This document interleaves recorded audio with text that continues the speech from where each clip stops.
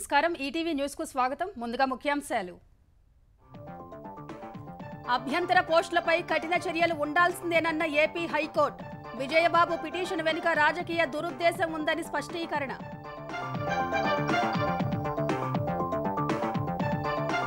America సంస్థలు అవినీతిని బయటపెట్టిన జగన్ అడ్డగోలు సమర్థన విద్యుత్ ఒప్పందాలతో 1,00,000 కోట్ల భారం వేసి ఆదా అంటూ బుకాయింపు ధర్మాన కృష్ణదాస్ మాజీ పిఏ ఇళ్లలో ఏసీబీ సోదాలు 70 కోట్ల విలువైన అక్రమాస్తుల గుర్తింపు నిందితుణ్ణి అరెస్టు చేసిన అధికారులు ధరణి దరఖాస్తుల పరిష్కారానికి తెలంగాణ సర్కార్ చర్యలు అదనపు కలెక్టర్ ఆర్డీఓకు అధికారాల అప్పగింత గడువులోపు చేయాలని నిర్దేశం ఏడాది పాలనలో ఆరోగ్య శాఖకు అగ్రపీఠం తెలంగాణ సర్కారు ప్రకటన ఆరోగ్యశ్రీ పరిమితి పెంపు 8 వైద్య కళాశాలలు ప్రారంభించినట్లు వెల్లడి ఫోన్ ట్యాపింగ్ కేసులో శ్రవణ్ కుమార్ కు bail ఇవ్వొద్దన్న PP Harish Rao ఆదేశాలతోనే SIB కార్యాలయంలోకి అనుమతించారని వాదన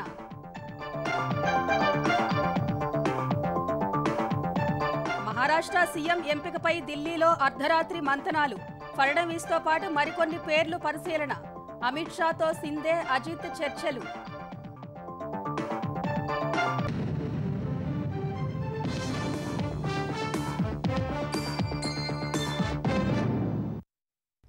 సామాజిక మాధ్యమాల్లో అసభ్యకర అభ్యంతర పోస్టులు పెట్టిన వారిపై చట్ట ప్రకారం చర్యలు తీసుకోవాల్సిందేనని ఆంధ్రప్రదేశ్ హైకోర్టు తేల్చి చెప్పింది.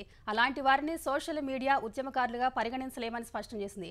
సామాజిక మాధ్యమాల్లో అసభ్య పోస్టులు పెడుతున్న వారిపై కేసులు నమోదు చేయకుండా నిలువరించాలని పాత్రికేయుడు విజయబాబు దాఖలు చేసిన పిటిషన్ను హైకోర్టు కొట్టివేసింది. బిల్ దాఖలు వెనుక రాజకీయ దురుద్దేశం ఉందంటూ 50,000 ఖర్చులు చెల్లించాలని ఆదేశించింది.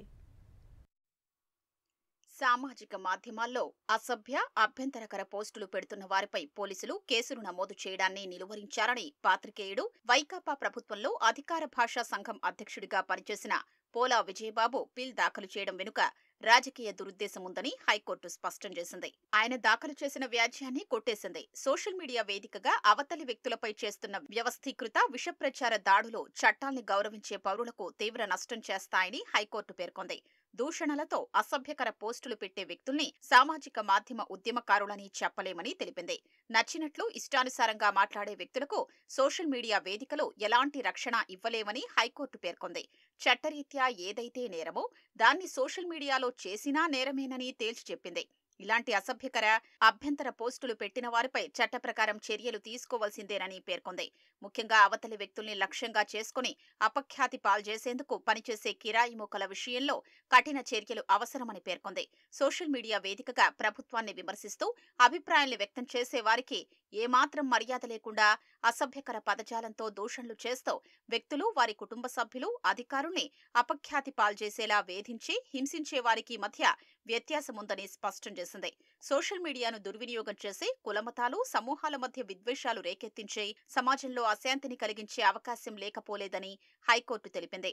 సమాజంలో అట్టడుగు, ఆర్థికంగా బలహీన వర్గాలకు చెందిన వ్యక్తుల హక్కుల కోసం పిటిషన్ దాఖలు చెయ్యలేదని పేర్కొంది. పోలీసుల చర్యలపై అభ్యంతరం ఉంటే పోస్టులు పెట్టిన వారు చట్ట నిబంధనల మేరకు స్వయంగా పోరాటం చేసుకోవాలి తప్ప వారి తరపున మరొకరు పిల్ దాఖలు చేయడానికి వీల్లేదని స్పష్టం చేసింది. కోర్టు ముందున్న రికార్డుల్ని పరిశీలిస్తే ప్రస్తుత పిల్ రాజకీయ దురుద్దేశంతో దాఖలు చేసినట్లు కనిపిస్తోందని, ఈ నేపథ్యంలో దాన్ని కొట్టేస్తూ పిటిషనర్కు 50,000 ఖర్చులు విధిస్తున్నట్లు పేర్కొంది. ఈ సొమ్మును నెల రోజుల్లో ఏపీ న్యాయ సేవాధికార సంస్థకు జమ చెయ్యాలని పిటిషనర్ విజయబాబును ఆదేశించింది. ఈ సొమ్మును చూపు, వినికిడి శక్తి లేని పిల్లల కోసం వినియోగించాలని న్యాయ సేవాధికార సంస్థకు సూచించింది. ఆంధ్రప్రదేశ్ హైకోర్టు ప్రధాన న్యాయమూర్తి జస్టిస్ ధీరజ్ సింగ్ ఠాకూర్, జస్టిస్ చీమలపాటి రవితో కూడిన ధర్మాసనం ఈ నెల 13న ఇచ్చిన తీర్పు ప్రతి తాజాగా అందుబాటులోకి వచ్చింది. అవినీతి ఒప్పందాన్ని అడ్డగోలుగా సమర్థించుకోవడంలో వైసీపీ అధినేత తర్వాతే ఎవరైనా అమెరికా దర్యాప్తు సంస్థ, సెక్యూరిటీస్ ఎక్స్చేంజ్ సంస్థలు నేరుగా జగన్ వైపే వేలెత్తి చూపినా తనంత నిజాయితీ పరుడు లేడని ఆయన చెప్పుకొచ్చారు. దళారీ మాదిరి అదానీ విద్యుత్తును 7 పైసల కమిషన్ తీసుకుని సరఫరా చేస్తున్న సెకీని ఆకాశానికి ఎత్తేశారు. ఏ రాష్ట్రం కొనని కరెంటు కోసం వెంపర్లాడి ప్రజల నెత్తిన లక్షల కోట్ల భారం వేసి తనను ఎందుకు సన్మానించడం లేదని అడగడం జగన్కే చెల్లింది. సెకీతో విద్యుత్ ఒప్పందంతో చరిత్ర సృష్టించారని, తనను శాలువాతో సత్కరించకుండా బురద జల్లడమేంటని మాజీ ముఖ్యమంత్రి జగన్ వ్యక్తం చేసిన ఆవేదనలో ఏమాత్రం అర్థం లేదని విద్యుత్ రంగంపై అవగాహన ఉన్న ఎవ్వరైనా ఇట్టే చెబుతారు. జగన్ ప్రస్తావించిన కొన్ని అంశాల్ని, వాస్తవాలు పరిశీలిస్తే ఆయన మాటల్లో సత్యమెంతో తెలిసిపోతుంది. కేంద్ర ప్రభుత్వం సెంట్రల్ గవర్నమెంట్ కు మధ్య జరుగుతా ఉన్న అవగాహన ఇది. మూడో పార్టీ ఎక్కడ ఎవడూ లేడు. అయితే అదానీ అజూర్ సంస్థలు రాజస్థాన్లో ఏర్పాటు చేసే ప్లాంట్లలో ఉత్పత్తి చేసే విద్యుత్ను యూనిట్కు 7 పైసల కమిషన్ తీసుకుంటూ రాష్ట్రాలకు అమ్ముతూ దళారీగా వ్యవహరించింది సెకీనే. అదానీ అజూర్లతో సెకీ పీపీఏలు చేసుకోవాలంటే ఆ విద్యుత్ను విక్రయించేందుకు ముందు డిస్కంలను వెతకాలి. కానీ ధరలు ఎక్కువగా ఉండడంతో ఏ రాష్ట్రాలు ముందుకు రాలేదు. అదానీ సూచనతోనే సెకీ రంగంలోకి దిగి ఏపీ ప్రభుత్వానికి లేఖ రాసింది. అదానీ అప్పటికే గత ప్రభుత్వ పెద్దలతో అవగాహనకు రావడంతో సెకీ ప్రతిపాదన మేరకు 7,000 మెగావాట్ల విద్యుత్ కొనేందుకు జగన్ ప్రభుత్వం చకచకా ఆమోదం తెలిపింది. ఏపీకి వచ్చే విద్యుత్ అదానీదేనని సెకీతో ఆంధ్రప్రదేశ్ ప్రభుత్వం డిస్కంలు చేసుకున్న అనుబంధ ఒప్పందాల్లో స్పష్టంగా ఉంది. నేను తక్కువ రేటుకి నేను తీసుకొస్తే శాల్వా కప్పాల్సింది పోయి, పొగడాల్సింది పోయి, ఏంది మాటలు? అదానీతో తెర వెనుక ఒప్పందం చేసుకుని అవినీతి కేసుల ప్రతిభను అంతర్జాతీయ స్థాయికి తీసుకెళ్లినందుకు నిజంగా ఆయన్ను సన్మానించాల్సిందే. మరి average cost of procurement in Andhra Pradesh ఎంత అని చెప్పి ఒకసారి చూస్తే ₹5.10, ₹2.49కే మనకు కేంద్ర ప్రభుత్వం ఇవ్వడానికి ముందుకు వచ్చింది. అంటే ₹2.60 పర్ యూనిట్ సేవింగ్. 25 సంవత్సరాలు సప్లై చేస్తామన్నారు. అంటే 1,00,000 కోట్లు. అయితే ఎవరైనా మార్కెట్లో ఇప్పుడు లభిస్తున్న ధరలతో వాటిని పోల్చి చూస్తారా? కొన్నేళ్ల క్రితం నుంచి ఉన్న ధరల సగటుతో పోల్చి తక్కువకు కొంటున్నామని గొప్పలు చెబుతారా? ఇంత మేలు చేస్తే బురద జల్లడమేంటి, ధర్మమేనా అంటూ జగన్ దీర్ఘాలు తీశారు. కానీ ప్రజలపై 5 ఏళ్ల కాలంలో రకరకాల రూపాల్లో ట్రూఅప్, ఎఫ్పీపీసీఏ వంటి పేర్లతో సుమారు 18,817 కోట్ల ఛార్జీల భారం మోపింది ఎవరు? ఒక వ్యక్తి అవినీతి వల్ల సెకీ ఒప్పందం అమల్లోకొస్తే 25 ఏళ్లలో ప్రజలపై ఏ 2 లక్షల కోట్లో భారం పడుతుందన్న ఆందోళనతో వాస్తవాలు వెలికి తీస్తుంటే జగన్ గగ్గోలు పెడుతున్నారు. అదానికి సంబంధించిన కేసులో మీకు లంచాలు 1,700 కోట్లు వచ్చాయని అక్కడ అమెరికా కోర్టులో మీ పేరు బయటకు వచ్చిందనేది ప్రధానంగా చేస్తున్నటువంటి ఆరోపణ సార్. దానికి సంబంధించి ఎక్కడ కూడా నా పేరు ఎక్కడ లేదు రమేష్.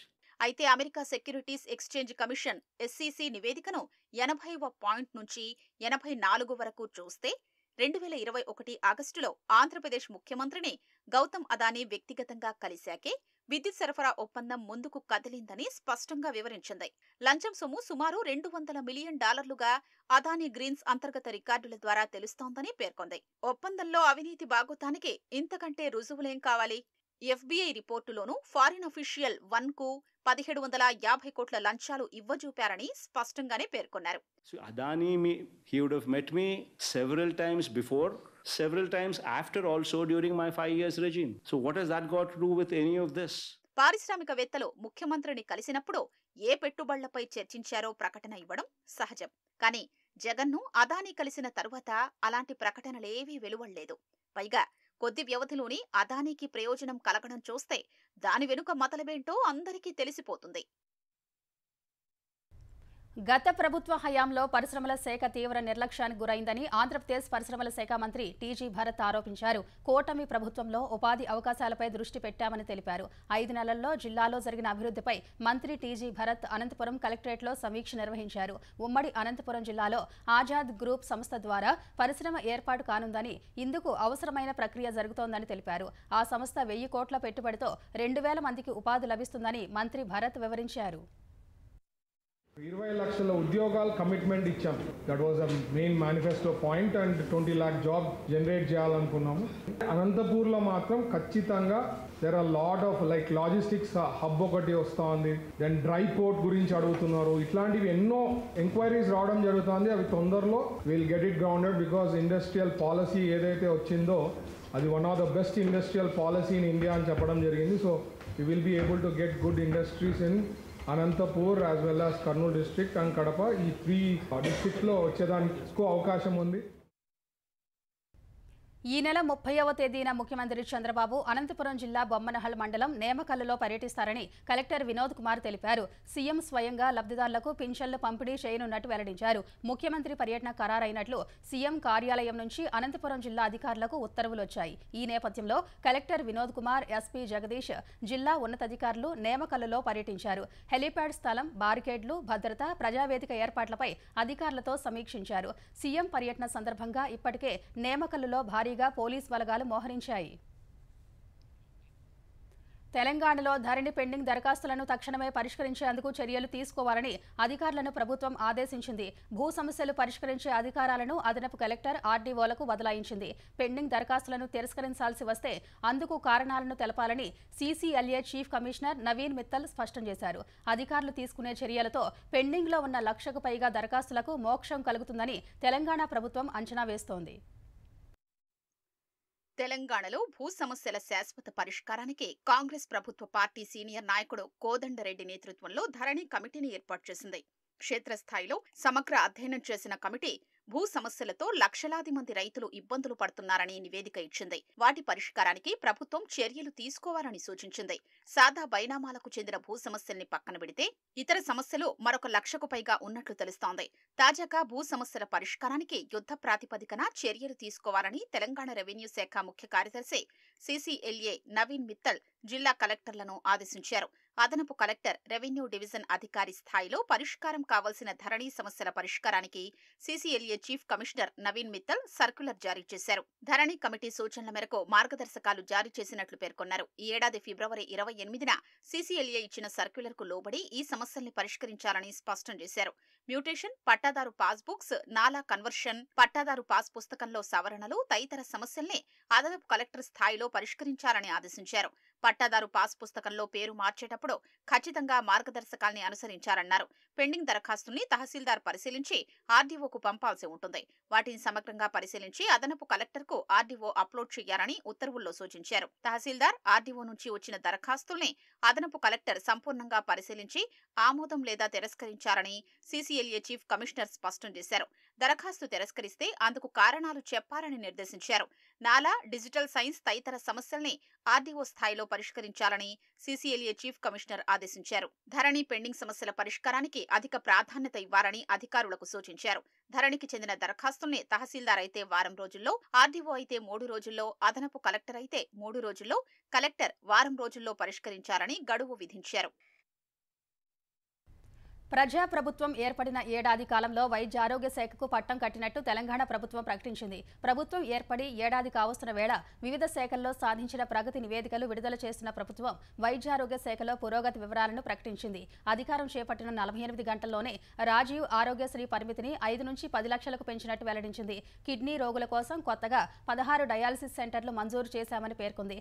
నిమ్స్, గాంధీ, ఉస్మానియా, వరంగల్ ఎంజీఎం సహా మొత్తం 33 వ్యాస్కులార్ కేంద్రాలను మంజూరు చేసిన తెలిపింది. లక్షల్లో ఖర్చయ్యే ఇన్ఫర్టిలిటీ చికిత్సను పేదలకు ఉచితంగా అందిస్తున్నట్టు పేర్కొంది. ఆరోగ్య శాఖలో 7,750 పోస్టులను భర్తీ చేసినట్టు పేర్కొంది.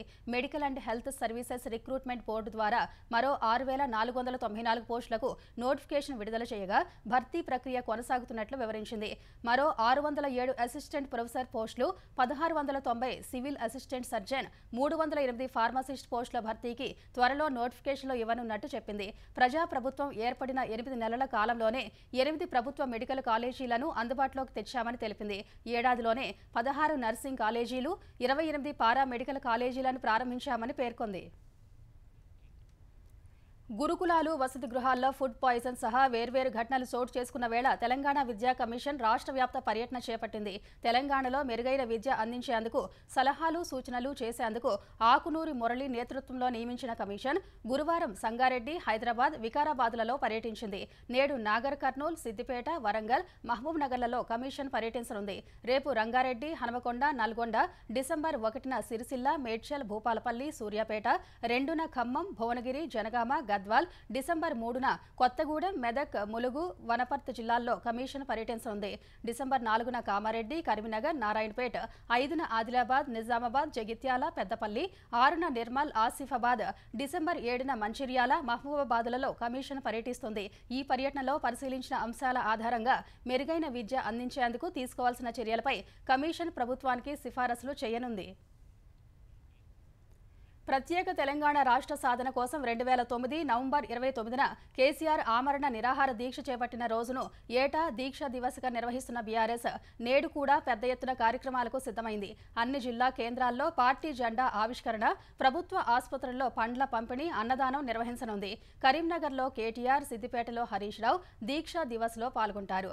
ఆయా జిల్లాల పరిధిలోని మాజీ మంత్రులు, ప్రజాప్రతినిధులు, సీనియర్ నేతలు, శ్రేణులు కార్యక్రమాల్లో భాగస్వాములు అవుతారని బీఆర్ఎస్ వర్గాలు తెలిపాయి. నాడు కేసీఆర్ చికిత్స పొందిన నిమ్స్లో పండ్లు పంపిణీ చేయనున్నారు. జంట నగరాల్లోని అన్ని నియోజకవర్గాల్లో మధ్యాహ్నం బైక్ ర్యాలీలు నిర్వహించనున్నారు.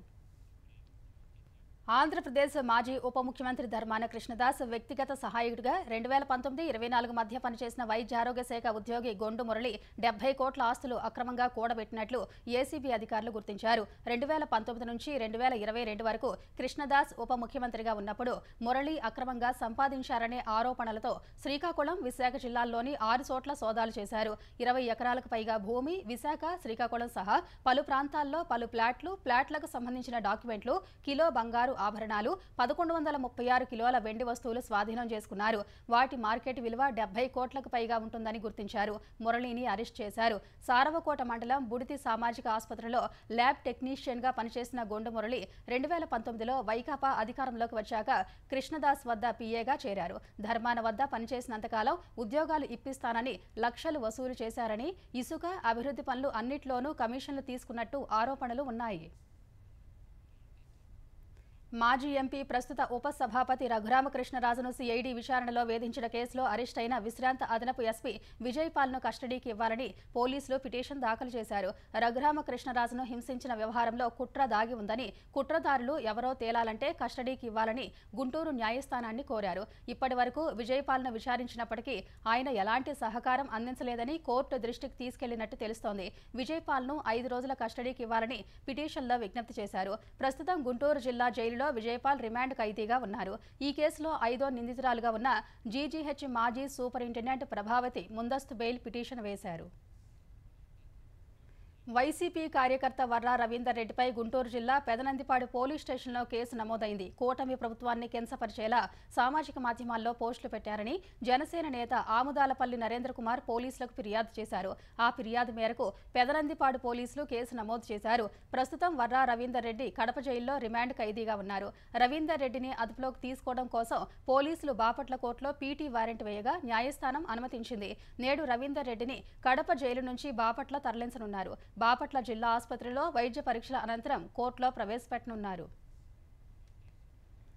ఫోన్ ట్యాపింగ్ కేసులో నిందితుడైన శ్రవణ్ కుమార్ కు ముందస్తు బెయిల్ ఇవ్వొద్దని పబ్లిక్ ప్రాసిక్యూటర్ తెలంగాణ హైకోర్టును కోరారు. శ్రవణ్ కుమార్ ను కస్టడీలోకి తీసుకుని ప్రశ్నించాల్సి ఉందన్నారు.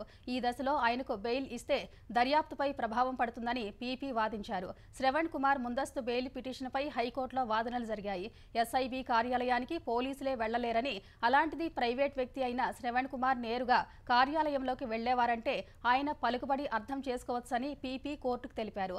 మాజీ మంత్రి హరీష్ రావు ఆదేశాల మేరకు శ్రవణ్ కుమార్ ను ఎస్ఐబీ కార్యాలయంలోకి అనుమతించారని, ఆయన ఇచ్చిన ఫోన్ నెంబర్లను ట్యాపింగ్ చేశారని పీపీ వాదించారు. ఈ కేసులో ప్రభాకర్ రావుతో పాటు శ్రవణ్ కుమార్ పరారీలో ఉన్నారని, కింది కోర్టు నాన్ బెయిలబుల్ వారెంట్ జారీ చేసిందని చెప్పారు. అయితే ఈ కుట్రతో పిటిషనర్ కు ఎలాంటి సంబంధం లేదని, కేవలం ప్రభాకర్ రావును కలిశారన్న కారణంతోనే నిందితుడిగా చేర్చారని శ్రవణ్ కుమార్ తరఫు న్యాయవాది కోర్టుకు తెలిపారు. శ్రవణ్ కుమార్ ఎక్కడికి పారిపోలేదని, అమెరికాలో ఉంటున్నారని చెప్పారు. న్యాయమూర్తి జోక్యం చేసుకుంటూ శ్రవణ్ కుమార్ కు బెయిల్ మంజూరు చేసి కోర్టులో లొంగిపోమని ఆదేశాలు జారీ చేస్తామని న్యాయవాది సమక్షంలో విచారిస్తారా అని పీపీని ప్రశ్నించింది. పోలీసుల అభిప్రాయం తెలుసుకుని చెప్తానని పీపీ కోర్టుకు తెలిపారు. వాదనలు ముగియడంతో విచారణను హైకోర్టు వాయిదా వేసింది. ఇదే కేసులో నిందితుడైన అదనపు ఎస్పీ భుజంగరావు బెయిల్ పిటిషన్పై విచారణను వచ్చే నెల 4వ తేదీకి వాయిదా వేసింది. అప్పటి వరకు మధ్యంతర బెయిల్ గడువును పొడిగించింది. అక్కినేని నాగార్జున వేసిన క్రిమినల్ పరువు నష్టం దావా కేసులో నాంపల్లి ప్రత్యేక న్యాయస్థానం తెలంగాణ దేవాదాయ శాఖ మంత్రి కొండా సురేఖకు సమన్లు జారీ చేసింది. డిసెంబర్ 12న జరిగే విచారణకు హాజరు కావాలని ఆదేశించింది. ఈ కేసుకు సంబంధించిన గురువారం జరిగిన విచారణలో ఇరు పక్షాల న్యాయవాదులు వాదనలు వినిపించారు. కేటీఆర్ టెక్స్టైల్స్ మంత్రిగా ఉన్నప్పుడు సినీ నటి సమంత చేనేత వస్త్రాలకు బ్రాండ్ అంబాసిడర్గా ఉన్నారని సురేఖ తరఫు న్యాయవాది కోర్టుకు తెలిపారు. అప్పుడు సమంత షూటింగ్కు రాకపోతే ఆమెను పంపాలంటూ నాగార్జునను కేటీఆర్ అడిగినట్లు మంత్రి మీడియా ముందు చెప్పారని ఆమె న్యాయవాదికి వివరించారు. మీడియాలో చేసిన వ్యాఖ్యలకు కోర్టుకు వెల్లడిస్తున్న వివరాలకు పొంతన లేదని నాగార్జున తరఫు న్యాయవాది అశోక్ రెడ్డి వాదించారు. కేటీఆర్కి ఎన్ కన్వెన్షన్ అంశాన్ని ముడిపెడుతూ సమంతకు సంబంధించి అసభ్యకరమైన అంశాన్ని సురేఖ ప్రస్తావించారని వాదించారు. ఈ మేరకు అక్కినేని నాగార్జున సాక్షులు వాంగ్మూలం ఇచ్చారని వివరించారు. వాదనల అనంతరం తదుపరి విచారణను కోర్టు డిసెంబర్ 12కి వాయిదా వేసింది. సీనియర్ ఐఏఎస్ అధికారి అమోయ్ కుమార్ హయాంలో రంగారెడ్డి జిల్లాలో భూదాన్ భూముల కేటాయింపుపై ఈడీ ఇచ్చిన నివేదిక ఆధారంగా దర్యాప్తు చేపట్టేందుకు పోలీసు ఉన్నతాధికారులు సిద్ధమవుతున్నారు. రంగారెడ్డి జిల్లా మహేశ్వరం మండలం నాగారంలో అక్రమంగా భూదాన్ భూముల కేటాయింపు జరిగినట్టు ఈడీ ఇప్పటికే తెలంగాణ డీజీపీకి నివేదిక సమర్పించింది. ఈ వ్యవహారంపై గతంలో మహేశ్వరం ఠాణాలో నమోదైన కేసును మూసేశారని, దాన్ని తిరిగి దర్యాప్తు చేయాలని కోరింది.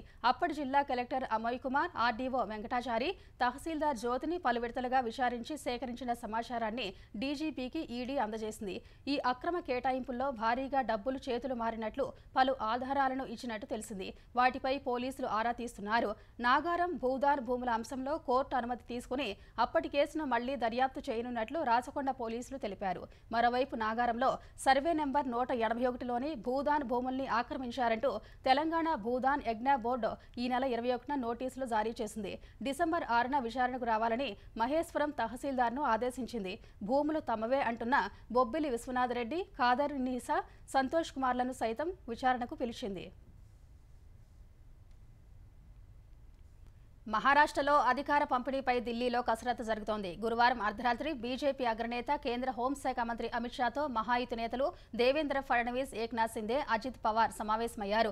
మంత్రివర్గ కూర్పుపై దాదాపు గంటసేపు అమిత్ షాతో చర్చించారు. ఈ మేరకు భేటీకి సంబంధించిన ఫోటోలను బీజేపీ నేత ఫడ్నవీస్ సామాజిక మాధ్యమం ఎక్స్ ద్వారా పంచుకున్నారు. అంతకుముందు శివసేన నేత ఏక్నాథ్ సిందేతో అమిత్ షా ఏకాంతంగా సమావేశమయ్యారు. ముఖ్యమంత్రి అభ్యర్థి ఎంపిక విషయంలో మహారాష్ట్రలోని సామాజిక సమీకరణాలను బీజేపీ అధిష్టానం బేరీజ్ వేస్తున్నట్టు సమాచారం. ఓబీసీ, మరాఠా వర్గాలకు చెందిన నేతల పేర్లను పరిశీలిస్తున్నట్టు తెలుస్తోంది.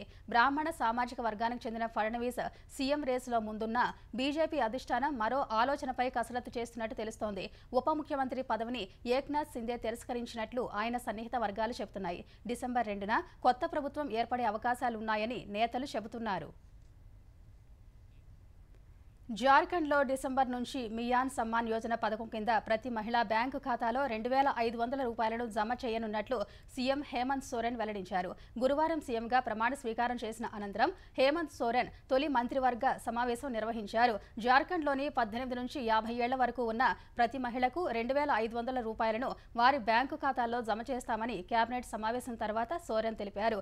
గతంలో 1,000 రూపాయలు ఇస్తూ ఉండగా డిసెంబర్ నుంచి 2,500కు పెంచినట్టు చెప్పారు. ఈ ఏడాది ఆగస్టులో ప్రారంభించిన ఈ పథకం ద్వారా జార్ఖండ్లోని 50 లక్షల మంది మహిళలు లబ్ధి పొందుతున్నారు. రాష్ట్ర ఆదాయాన్ని పెంచేందుకు, మైనింగ్ రంగంలో వర్తించే పాత పన్నులను పెంచేందుకు, కొత్త వనరులను కనుగొనేందుకు ఆర్థిక శాఖలో ప్రత్యేక సెల్ను ఏర్పాటు చేయాలన్న ప్రతిపాదనకు మంత్రివర్గం ఆమోదం తెలిపినట్లు సీఎం తెలిపారు.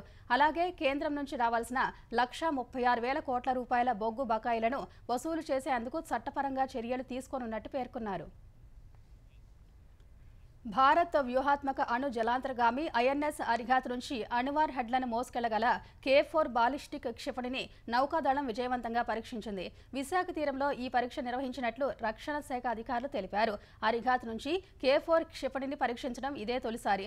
3,500 కిలోమీటర్ల దూరంలోని లక్ష్యాలను ఈ క్షిపణి ఛేదించగలదని అధికారులు తెలిపారు. చైనాను దృష్టిలో పెట్టుకుని ఈ క్షిపణుల్ని రూపొందించారు. ఉపరితలం నుంచి ఉపరితలంలోని లక్ష్యాలను ఛేదించే K-15, K4 క్షిపణులను కూడా భారత్ అభివృద్ధి చేసింది. ఐఎన్ఎస్ అరిఘాత్ అణు జలాంతర్గామిని 2 నెలల క్రితమే రక్షణ శాఖ మంత్రి రాజ్నాథ్ సింగ్ జాతికి అంకితం చేశారు.